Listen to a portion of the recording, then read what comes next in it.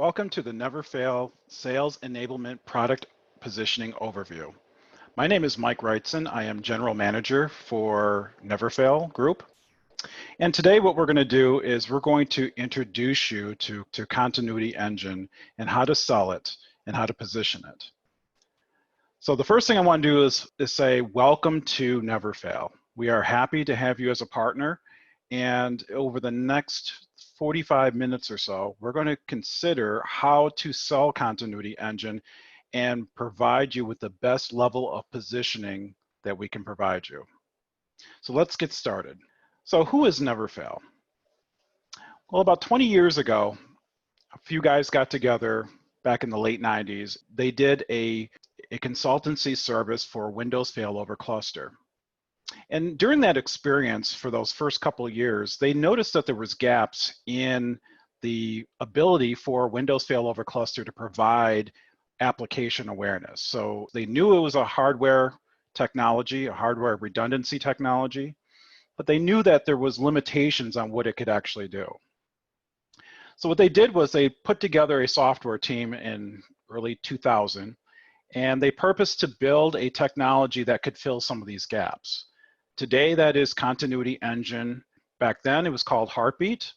And for the first 3 or 4 years, they sold directly to end users, and they built up several thousand customers with this really unique technology for continuous availability. And then around 2005 or so, there was a new approach that was developed to provide continuous availability through application-aware failover. And with that in mind, they developed what is now called the Application Management Framework. And with the Application Management Framework, they were able to build a technology that could see what was happening inside the application servers. So with that technology, we continued to build out our partners, and specifically integration partners. And with our integration partners, we built a network of different technology companies that had great technologies that were critical for their applications, but they needed something extra to provide that continuous availability. So they partnered with Neverfail, and we were able to give them a technology based on Continuity Engine, and it provided additional layer of protection and value to their products so they could concentrate on what they did best, building great solutions without having to worry about understanding and having to build continuity solutions. So today we're over 4,000 customers worldwide in 40 countries, and we have extensive customers across multiple verticals, and also we have distribution and also value-added resellers. Today we have about a 95% customer satisfaction rating, and it's the reason why is because we have a technology that's mature. But now we have 20 years under our belt to bring this type of technology to our customers and our partners. So as you can see here, we have customers of all different backgrounds, all different verticals. So whether it is medical, it is engineering, it is energy, pharmaceuticals, financial services. All of these different companies, including media, all have the same problem. They have a very critical application that they need to continue to have operate, and they need to restore within 30 to 90 seconds. And with that in mind, we have growing global distribution in all the different continents around the world. We also have a slew of different VARs and integration partners that we have, as we mentioned before. We see the market is growing. In fact, when you look at some of the statistics that just came out recently, Grandview Research said that by 2025, this will be a $26.3 billion business, which we can see because there is emerging markets like Europe, Eastern Europe, and the Middle East, and even Latin America and Africa. These are all areas of which we see growth. Even, Southeast Asia, we're seeing extremely good growth in these areas. So the market is there, it continues to grow, and there's a need to protect critical Windows applications. So why is Continuity Engine such an important technology? What makes it a differentiator for your business as a partner? Well, it's not because of what we do, it's how we do it. right? There's a lot of organizations or a lot of software companies that claim that they have the best continuity technology on the market. But when you look at Continuity Engine in a deeper perspective, there are three things that really make this technology outstanding. The first of which is what we call a clone-based architecture. And in the clone-based architecture, what we do is we take a snapshot copy of the original server, and we use that as our standby or passive node. So it is the same host name, in most cases, the same IP address, the same SIDs from the Windows operating system, the same application, permissions, configuration, everything is exactly the same. And so using these clones, it makes it easy for us and very efficient for us to do a failover. So we use the passive nodes, these clone-based passive nodes, to quickly restore business services in about 30 to 90 seconds. Now, other technologies that are out there use a completely different identity. They stand up a brand new server, different permission sets, maybe they install the application, but they don't really get it completely right. And so as you have to restore this server, you may even have to do system state recovery. All of these things not only add risk and complexity to the recovery process, but they also add more recovery time. So with Continuity Engine using the clone-based architecture, everything is exactly the same for the end users. The experience is restored exactly the way they lost it. So with continuous replication, it adds another aspect of the technology where we give you near zero RPOs or recovery point objectives. Continuity Engine in real time replicates the data for the application we're protecting, and as it's being written to disk, it gets split off and it replicates over to the passive nodes. And this happens instantaneously, giving you near zero RPO. With the clone-based architecture, you're talking about 30 to 90 second recovery of the server. With continuous replication, you're talking about millisecond response so that we can get you as close to the application failure as possible with the minimal loss of data that is available. Now, with continuous monitoring, we add rules that monitor the inside of the application server itself. So things like the application, and when I talk about the application, there's three different components of the application. There is the services, the performance of the application, and the ability for you to log in into maybe its web services, right? So the web services have to be responsive if you want to be able to access the application. But then there's other things that we monitor. So the operating system, the networking, the hardware, we monitor for other things like missing files, critical files. We can even recover from cybersecurity failures such as either malware attacks or even ransomware attacks. So all of these come together and are monitored real time to produce this intelligence layer that pulls together the best of the continuous replication and this clone-based architecture to restore business services within 30 to 90 seconds. All this is done with zero distance limitations. We give you flexible deployment options. And we also give you the ability to manage these in the background, right? So all of these, even though these servers are exactly the same, you have the ability to manage them real time. You can patch them, you can back them up. You can do all of the normal things even though they are exactly the same as the original server. And we give you the technology to enable these things. Without Continuity Engine, a clone-based architecture and being able to do this would be very difficult at the least. But with Continuity Engine, we provide you the tools to make sure that that's as transparent as possible. All of this really is designed to keep users accessing their applications. So when we talk about recovery, we're talking about continuous availability. We're talking about the top of the pyramid, if you will. And what does it mean to be at the top of the pyramid? Well, let's discuss that now. So when you're looking at the evolution of different types of business continuity technologies, there are a couple of different areas in which most of the technologies fall into. They're either going to be a data protection technology that is based on some type of backup technology, right? Backup and restore. So we're talking about file and folder restores, maybe backup and restore virtual machines on hypervisors. And there's different ways of doing that. You can do snapshots, you can do asynchronous replication, CDP, things like that. The idea here is that you have optimal way of doing backups for these platforms and these data sets, but they are data focused. They don't have any intelligence of what's happening inside the application. These are data protection technologies. So if you need to restore a file and folder, you're good. If you need to restore a virtual machine, you're good. You can do that, you can back them up and you can restore. But it has nothing to do with restoring systems based on failures that have happened inside that application server. So what have we done? Well, over the last 20 years, we've added basic failover technologies to try to fill some of those gaps. So we have technologies like Microsoft Failover Cluster, Semantic VCS, or Stratus Everrun, and virtual availability, from VMware, VMware HA and FT. But when you look at the details of what this accomplishes, it really is just hardware redundancy. That's all it does.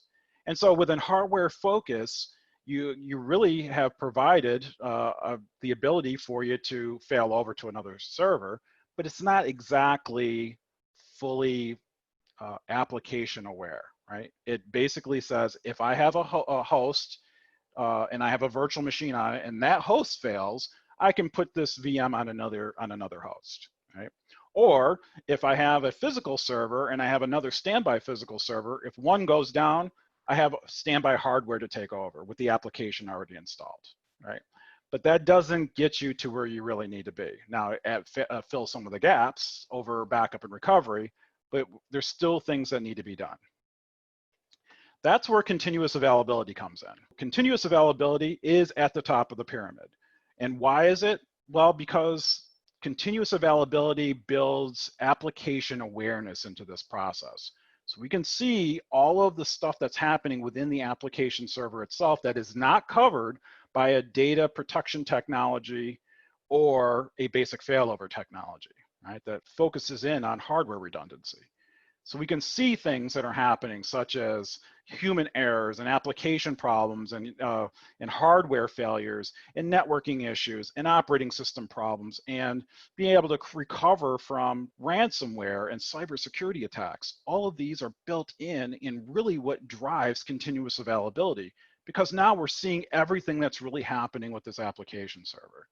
So the idea here is to get your users to near zero downtime, where they can recover applications within 30 to 90 seconds. That's really the optimal failover times, and be able to detect these failures and then initiate an orchestration process that's fully automated to recover on a clone server, if you will. That's continuous availability. And so this is really where Continuity Engine's placed on the pyramid. We are at the top of the pyramid to provide you with an approach that gets you to availability-centric recoverability that is business-focused. We're talking major full restoration of business services for all your Windows applications that are mission-critical to the core operations of your business. Restore them very quickly and very efficiently and keeping the end users so that it is a very smooth transition for them. So let's take a look at this now from a different perspective. So some of your enterprise customers will call you and they said, I have a bunch of applications and we just took the time to actually categorize them based on the type of criticality that they are. So we have a bunch of servers that are business important to us. And if we go 4 to 12 hours without it, we're good. Or maybe we have data-centric approach to some of these applications, or if we can go 24 hours, maybe we'll be in a good place when we do the recovery. We also have other applications that might be archival, right? They might be legacy applications that if there was a crater on our data center, maybe we could wait a week or two to get those fully recovered once we get the core business back up and running. Generally speaking, tier 2 through tier 4 are going to be backup related technologies. They focus in on recoverability within probably 4 to 6 hours to as much as several days. So those are if you have customers that are asking you about that type of recoverability, then Continuity Engine is probably not your solution. Where you should be focusing on is when somebody says, I have a mission critical application. I can't take more than a minute or two, right? Continuity Engine will typically take the most critical applications and provide this fully automated recovery orchestration process, right? That's what we do. What you're going to find is there is only a very small difference between a tier 0 and a tier 1 approach to business continuity. So what you might see is that, and then we've seen this many times in the field, that your customer will say, well, why would I have a different technology for tier 1 than I have for tier 0? If I have business critical applications, I want to get those back as soon as possible also. Continuity Engine typically can go with both tier 0 and also tier 1 applications. So if somebody, wants to have their business critical applications and they know they can get it back in 60 minutes or so, they're going to be like, well, for the price, why wouldn't I just have it back in seconds and not worry about it? And have one throat to choke, if you will, have one technology that covers it all. And so I go from multiple technologies to maybe 2 technologies, one for the most critical applications and one's for those that we can wait a little while. This is the recovery tiering approach, if you will, of how we determine how to qualify our customers. So let's talk a little bit about the competition. You will have a copy of this, so I'm not going to go into the minute details of these next couple slides, but I want you to understand that Continuity Engine is at the top of the pyramid. So look at the bottom, the note at the bottom of this. It says sales reps. Compare the evolution slide number 6. So what I've done is I've given you a set of slides, a couple slides that has all of the players, the ones that we've seen most often in the marketplace, running from Double Take to Zerto, Stratus Everrun, Microsoft Failover Cluster, SQL Always On, Oracle and DataGuard, Sios Technologies, there's a few others, including VMware, AHA, FT, and SRM. All of these have been qualified. So, and if you look at actually what they do from a technical perspective, they will fit comfortably into our pyramid slide, that's slide 6. So take a look at the evolution level. So just to give you an example, Zerto. Zerto is a backup technology that has some additional capabilities for failover. It has some orchestration built into it. It's really for DR. But if you look at the technology and compare it to the evolution scale, it's going to probably fall somewhere in between data protection and maybe hardware-driven technology. It kind of leans more towards a backup technology. So with that in mind, if you look at what Continuity Engine does, Continuity Engine's advantages are full application awareness. We give you tertiary capability, HA and DR in the same package, physical server support, and we can protect applications on any hypervisor or any physical hardware platform. As long as it runs on Windows, we can protect it. So these are the things that you need to understand, and then you can articulate this to your customers. Look at things like, Always On and Oracle DataGuard, right? These two are very specific to their database. They do not protect anything else but those databases, SQL and Oracle, right? So that is a major qualifier right there. So a lot of customers want to have something that's a little bit more open, right? But then you have definite advantages of using Continuity Engine. Specifically, let's take a look at Oracle and DataGuard. But with Continuity Engine, you get a lot cheaper of a deployment. It's exponentially cheaper. You get the ability to have enterprise class protection that you would get from Oracle, but at an SMB price, right? So you can, if you look at the pricing schedule for Oracle DataGuard and Oracle RAC probably starts in about $100,000. Continuity Engine starts at about $6,000. So this is almost a no-brainer, and we give you better protection because we actually are fully application aware, and we protect any application that runs on Windows. All right, let's talk a little bit, maybe comparison against VMware HA and FT, right? So these are hardware-driven applications. So they are essentially, they're clustering. So one provides you with the ability to fail over from one host to another based on a hardware failure with a limited amount of interruption.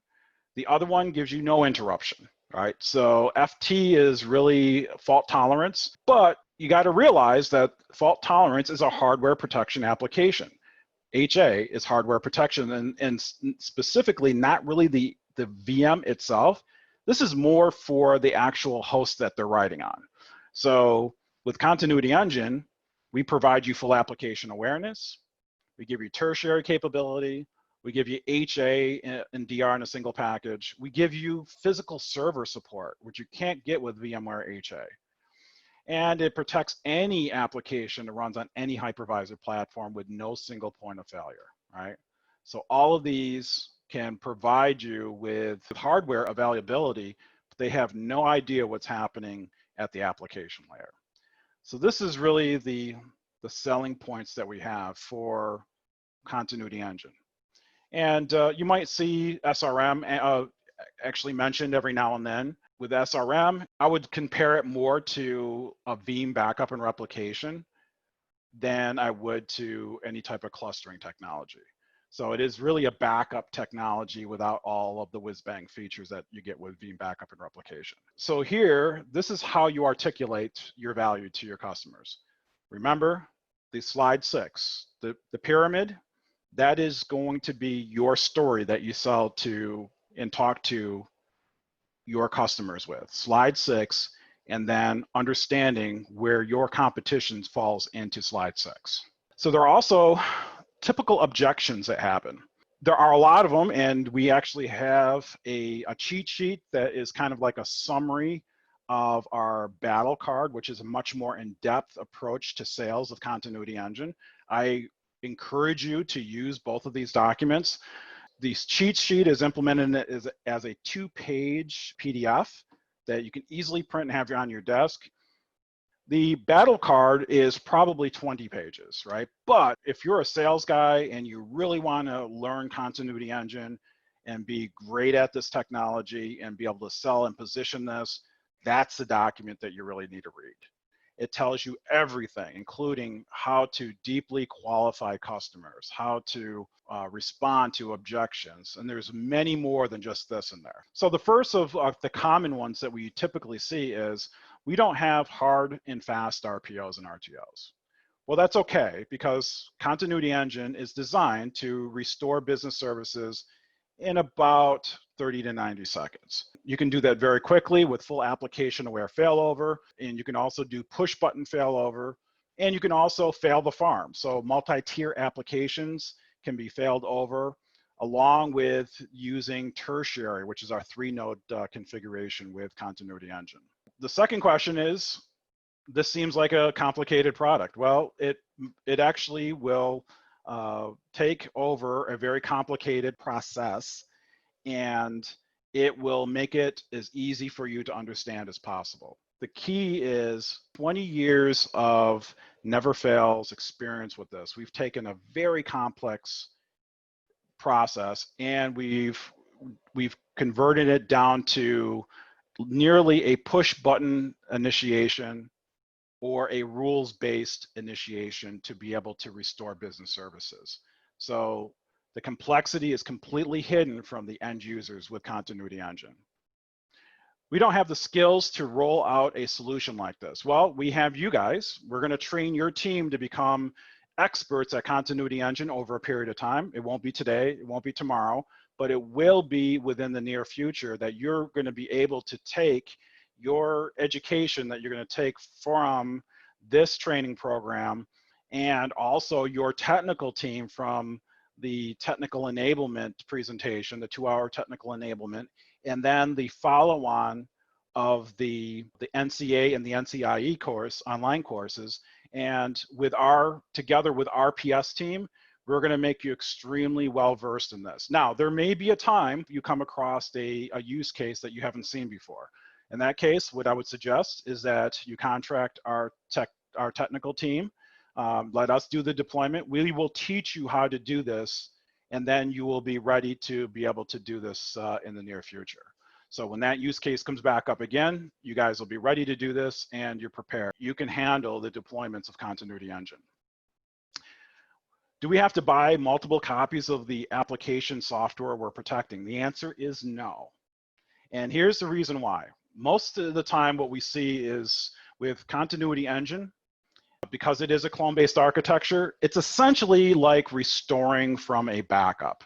So when you look at how this happens, you know, if you've gone through a backup and restore process of a normal server, we basically restore the exact replica of the original server, but to a different timestamp. With Continuity Engine, you already have that restored. You're just waiting to bring it back online. And so from your ISV's perspective, in most cases, and we've only seen this maybe once or twice in over in my 10 years of being here, where a software company said, nah, you got to have a separate license for this. But most cases, most of our ISV will allow you to use a second copy as your DR copy without having to license it, because they're clones of one another. And not only that, neither one of these servers will be online at any one time. So it's not like you're stealing another copy, right? So you only can have one, and we control that process. There's no way to have both of these on at the same time. And finally, you have the ability to do this in a way that ensures that to the ISV that you're doing this without cheating. So this is a great process, and it's designed so that you could easily build these clusters. We use the product, we use this product, if you will, to protect our servers. We don't need Neverfail. Well, you do, because Continuity Engine is designed specifically for continuous availability. So this is really for your most critical applications with an unmatched application-aware failover process that no other technology has. So this is really why we have Continuity Engine, and we can provide this to your customers, because this is a unique technology. So some sales FAQs. So you're also going to have somebody ask you some questions that are common. And with this type of technology, this is no different. Pretty much heard it all in the cheat sheet, and also more specifically in the battle card, you will see that there are many different types of FAQs in there. But these seem to be the most ones that we hear all the time, that, you know, almost every call you'll get a question on these. So the first one is, does this support Linux? The answer is no. Right now, this is a Windows-based application. There is a roadmap feature for the end of 2021 to bring a Linux product to market, but right now it is totally Windows.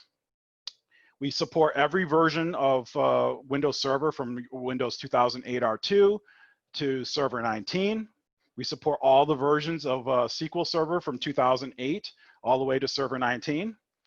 And we also support Windows 10 desktops starting in Continuity Engine 2020.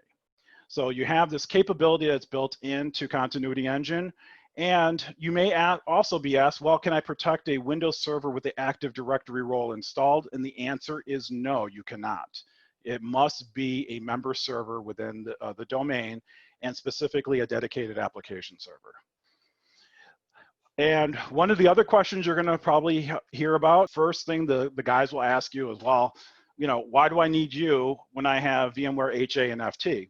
Well, the truth of the matter is, first of all, they don't compete against each other. You can actually use Continuity Engine in conjunction with VMware HA and FT. If you go back to the pyramid slide, those two are hardware-driven recovery technologies, right? So if their physical or virtual hardware fails underneath, or the virtual machine actually fails, I don't know, it crashes or whatever from the hypervisor level, then HA and FT are great technology, but they don't see what's happening inside the application server. So we actually see customers sometimes even mixing Continuity Engine with, say, like a VMware FT, a fault tolerance. So they have instant recoverability of the virtual machine itself, right?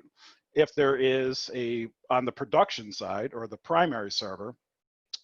But if there's an application problem, or there's a networking problem, or there is an operating system problem, or there's an application problem per se with the performance, or maybe the services died or whatever, VMware HA and FT doesn't see that. You will have an inoperable application server. That's where Continuity Engine comes in. So we can use it in conjunction with these types of technologies to provide you continuous availability, even when you're using VMware HA and FT. So there are also some technical FAQs. I won't get into all the details. You can read these slides yourselves when you get into time, just in the interest of time. But what I would like to point out is that one of the questions that will come up is how easy can I patch these passive nodes? If they're clones of one another, how do I get access to them if they're hidden from the network, and how do I patch them? Neverfail, we've thought pretty much through this entire process, and we've built a couple of technologies that help you to do this. One is called auto recloning. In a VMware environment, we use vCenter APIs that automatically will create a new passive node. It also maintains the cluster configuration, so it backs it up. We reclone another copy of your production server, and then we restore the cluster configuration. Why do we do that? Well, there are times when you're going to need to do a full system recovery with Continuity Engine. Maybe you have a failed secondary server for some reason, and so you need to recreate that secondary node. And probably most important is that you need to patch the primary server. And so what's going to happen is once you do your security patches and maybe a major application upgrade of that server, you're going to need to take that server, clone it again, and restore the cluster configuration. So you can seed all of those binary changes to your passive node. So again, that auto recloning does the repair of your broken cluster if you have some corruption on your secondary or one of your passive nodes. And then more importantly, you can use this to actually seed major application patches. There is another technology that's built into this that is for non-VMware environments or areas where you do have VMware, but we just can't get access to vCenter, and also for physical servers. So Cozen Passive Node Management essentially allows you to put an alias on the passive nodes. Underneath, they're still clones. They still have the same name and username. They still have the same host name and same IP address. All of that is exactly the same. But then you have an alias that is implemented by another IP address. And we can fake third-party instrumentation into thinking that it's a completely unique identity, which allows for those applications to patch the servers automatically. So you can use this with physical servers and non-VMware servers, or maybe in a VMware environment where you can't get access, the continuity folks can't get access to vCenter for security reasons. And you also have the auto reclone function where you can get access to it, and you can do that either manually or on a scheduled basis and just have it auto reclone the servers to passive nodes. So as we mentioned, there are several different types of collateral that are available. For the sales team, there is Continuity Engine data sheets and white papers. We will make these available to you, and in the coming few months, by the end of the year, we hopefully will have our new partner relationship management portal open, and you will be able to just log in and download these directly. We will not have to give these to you. In fact, actually, you can go in and co-brand these automatically. Now, we can do that today for you if you need to, but at the end of 2000, in Q4 of 2000, the new PRM system will be available, and you will be able to go in and do these things yourselves. You will be able to go in and register all of your deals. You will be able to go in and get all your trainings. Everything will be driven through our new PRM, or partner relationship management technology. It'll be an extranet application that's built into our website. You also will have access to the Continuity Engine cheat sheet that we've mentioned before, and also the Continuity Engine battle cards for partners. These are critical documents that you need to read. So if you want to be really good at selling Continuity Engine, those are the two documents that you really need to get to know. And your sales engineers will have a very deep technical training. It's called the Neverfail Technical Deep Dive. That's the introduction to the technical aspects of Continuity Engine. It is a 2-hour presentation. Your SEs will go through this with me, and that will set the stage for them to go through the NCA and the NCIE course. That's the online certification course. So essentially, that initial presentation introduces them to all of the core features of Continuity Engine so that they can become familiar with it. So once they go through the online courses, they understand what's being said. And so just to kind of wrap this up, with Continuity Engine team, we have, of course, myself. I'm the general manager. You can come to me with any business-related problem or issue that you have. Chris Carey is our Director of Strategic Partnership. He is your go-to guy. He will be the one that does the day-to-day business things with you, like registering deals and making sure that your contract is in place and you're getting the proper discount structure, if you will, for your level of partnership. And then Jared is one of our account managers at Neverfail here. So Jared will be your backup. So if something, Chris is on vacation or maybe he's not available, you can always get a hold of Jared, and he can certainly help you. And then, of course, there is Mitchell Herholzer. She is our customer relationship manager. And so she will help you to set up different types of engagements, such as these different webinars that we're going to be having probably in the near future. Even the training programs, such as this one. You've probably already met her already. And even the technical presentations, everything that you need to do to get fully onboarded will go through Mitchell Herholzer.